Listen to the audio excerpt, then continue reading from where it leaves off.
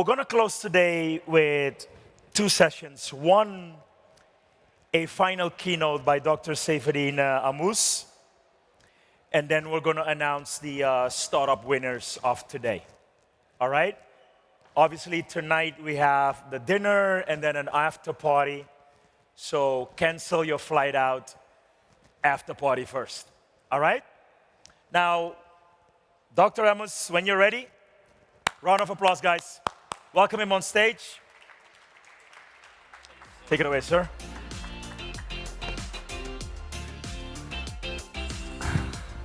Hello, everybody. Thank you so much for being here today. Thank you again for inviting me to the organizers. During yesterday's talk, I gave a brief summary of why I think Bitcoin is the best form of money ever invented. And so in about 10 minutes, I tried to summarize some of the main ideas in my first two books, the Bitcoin Standard and the Fiat Standard.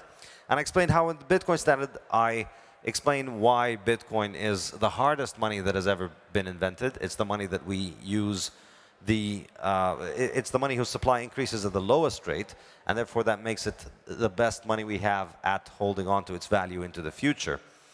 In the Fiat Standard, I explained why Bitcoin is the fastest and most reliable money we have, and that's because it operates its international clearance without having to resort to manual oversight, without having to resort to individuals handling it. And I ended by discussing why this is a big deal, and that is what I want to be discussing in more detail today, effectively trying to make the case for why I think Bitcoin is a truly civilizational technology. It's a technology that is going to make a huge difference to our civilization. And the way that I see it, I guess, would be through the lens of my third book, Principles of Economics, which I just published last year. And in this book, it's a book that is an economics book. It's not really a Bitcoin book. I barely mention Bitcoin in the book in a few pages of the whole book. But I think understanding the book itself gives us a very, very powerful insight into how Bitcoin works and what the importance of Bitcoin is. So what I do in this is I try and summarize the ideas of some of the great Austrian economists who have become a lot more popular recently because of Bitcoin. So if you look at the economics of Bitcoin and the people who have written about the economics of Bitcoin, almost all of them, or the vast majority of them, have come at the question from the perspective of what is called the Austrian School of Economics. And that's not the dominant school of economics that is prevalent today. Most people, when they read about economics, they read at university or in the newspaper or in popular books.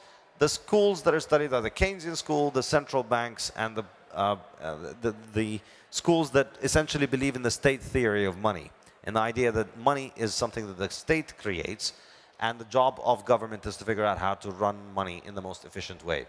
The Austrian School of Economics stands in stark contrast with this because they believe that money is something that is created by the state. And they believe that money is not a tool, they believe that the money is something that's created by the market. It emerges on the market and the state co-opts it, and when it co-opts it, it compromises the ability of people to use it properly to benefit itself. So it allows itself to spend more at the expense of its citizens. So why is the Austrian school so important?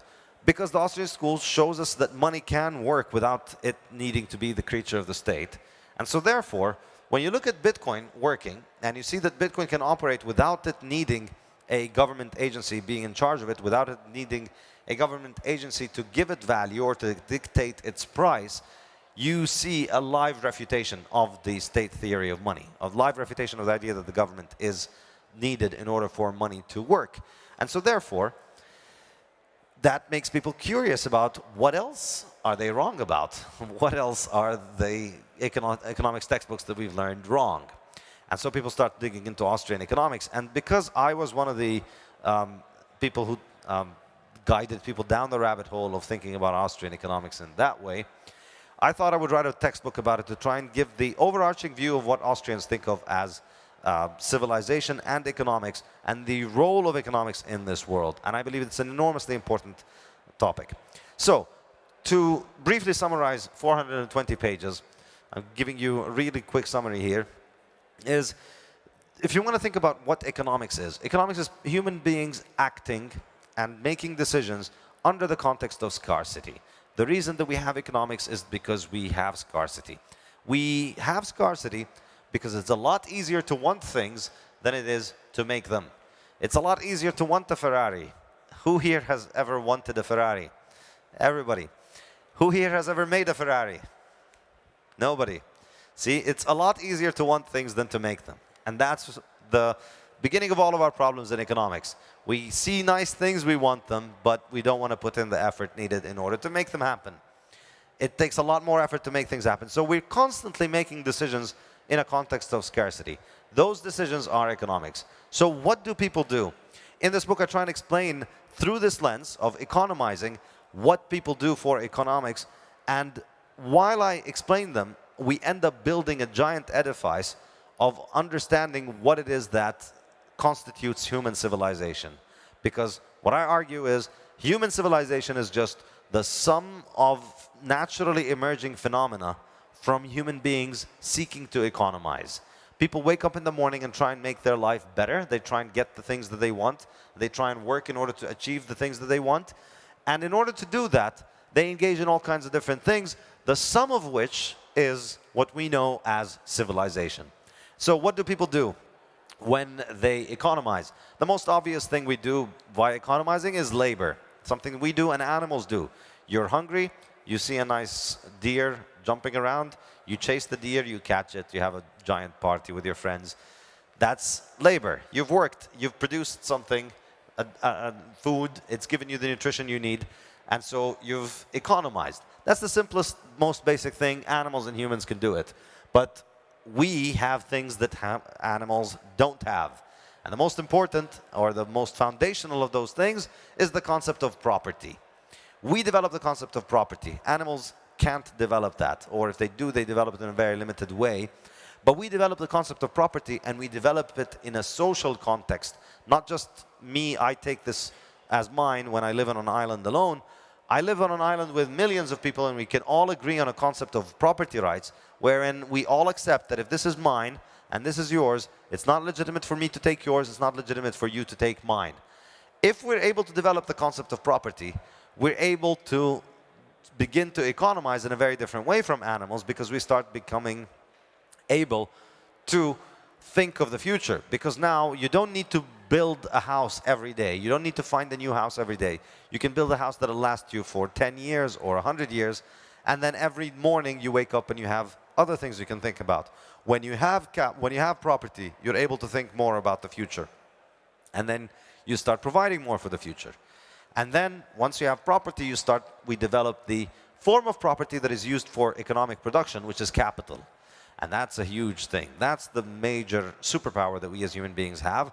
We are able to conceive of this thing called capital. And capital refers to things that are property that we use not because we want it, we don't consume it, we don't eat it.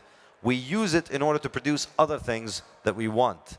And so once we're able to develop this concept of capital, because we are able to take property in things and hold on to them and become secure in them, because we establish an understanding that this is my capital, that's your capital, then it becomes meaningful for me to invest in building machinery that increases my productivity, because I have security in the fact that I know that I'm going to be able to keep this machinery.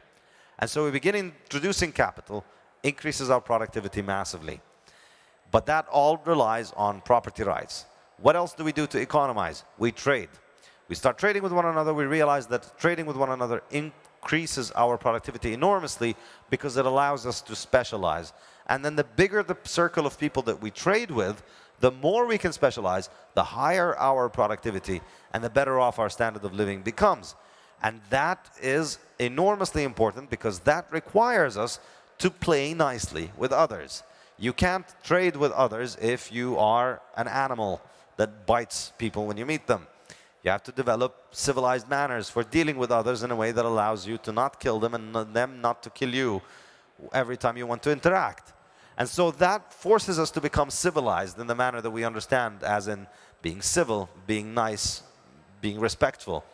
So then after we think about trade, when trade grows, when the circle of people that we trade with grows, we can no longer trade directly. We need to trade indirectly, and that's the development of money. And so the next step in our economizing process is that we develop money as a tool, and we start using it. And money is a superpower for us as human beings because it allows us to trade with one another in very large circles. We no longer need to trade with people we know with the small amount of goods that we have. You can trade with anybody in the world because everybody uses the same money, and so you're able to trade with them. Now, with money available, we are able to then understand how a market economy functions. And the market economy functions because of economic calculation. The reason that we have a modern economy where we have the incredibly high standards of living that we have and the incredibly high productivity that we have is because of economic calculation. And economic calculation is what allows economic production to take place because it's how capitalists and entrepreneurs allocate the capital into production processes. And that requires money, and that requires an acceptance of property rights, and that requires security of property rights, and that requires a civilized society that is able to deal with one another.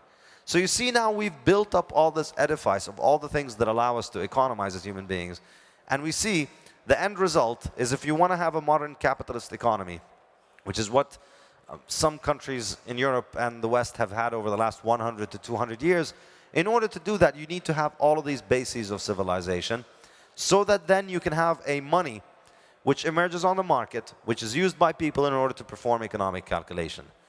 So how is this related to Bitcoin? Why did I take you on this giant detour? Because I think the biggest problem that the world currently faces is the fact that this entire edifice all relies on money. What holds everything together is money.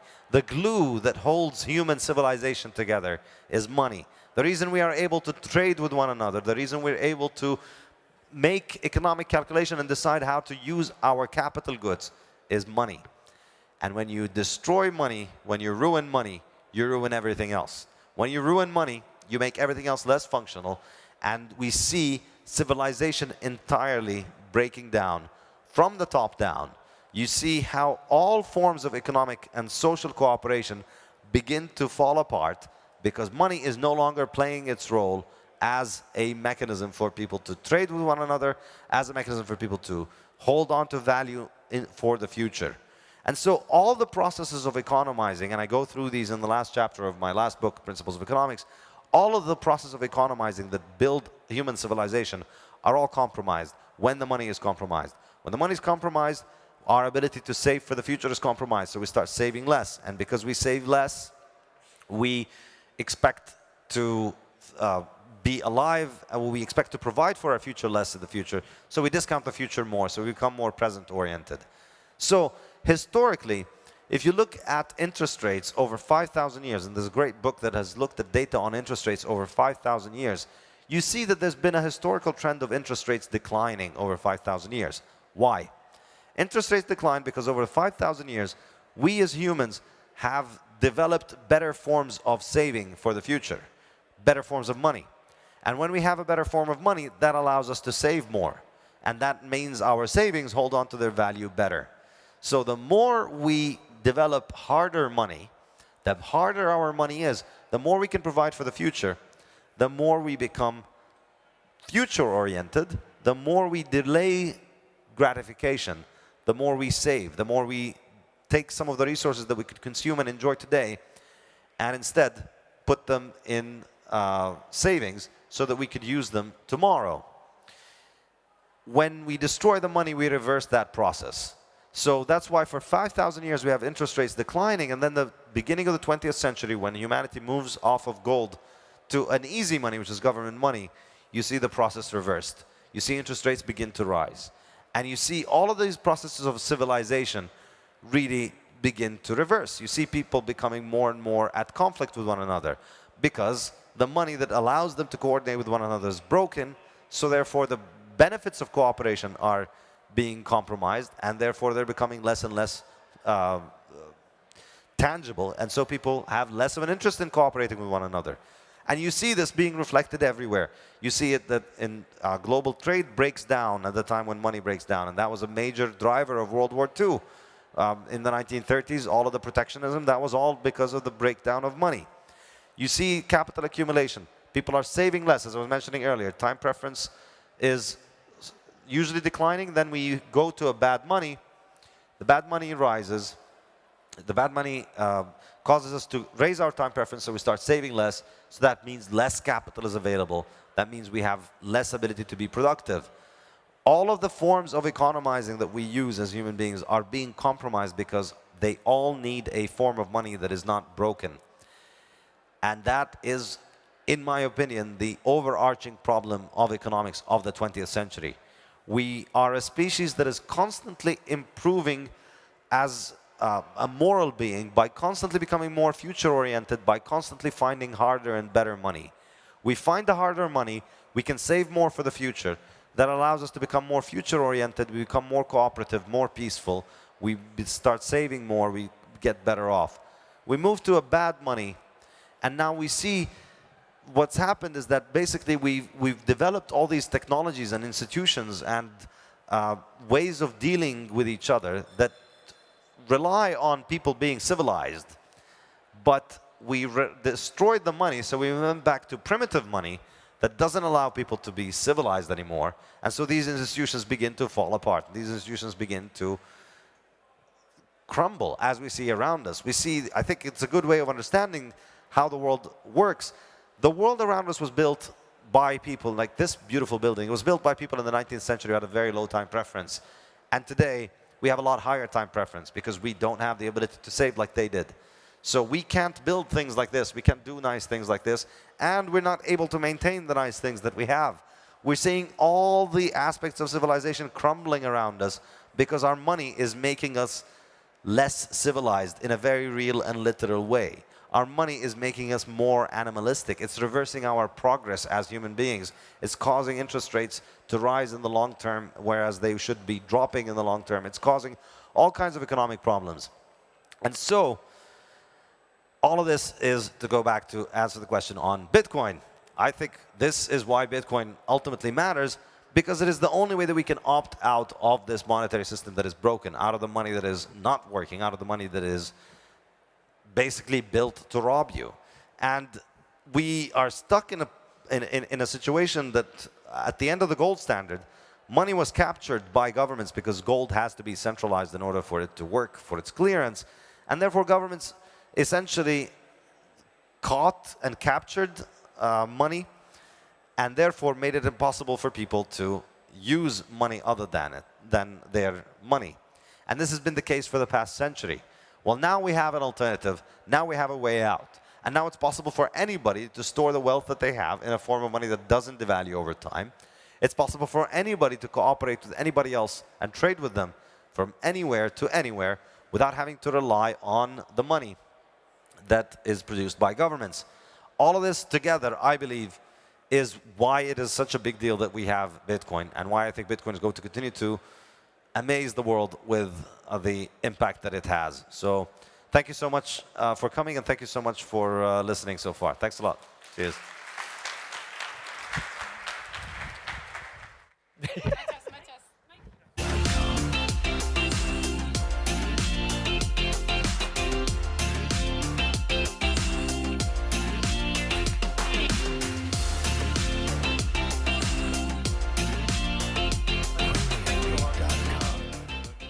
How was that? But wait, it's only pitch competition. Was good? Exactly. And then I come back. And then Dr. Ammous is no. listening to him backstage anywhere, anytime he's on a podcast. It's one of those guys where you feel like you need to take notes, literally. That was Very, very interesting. Next.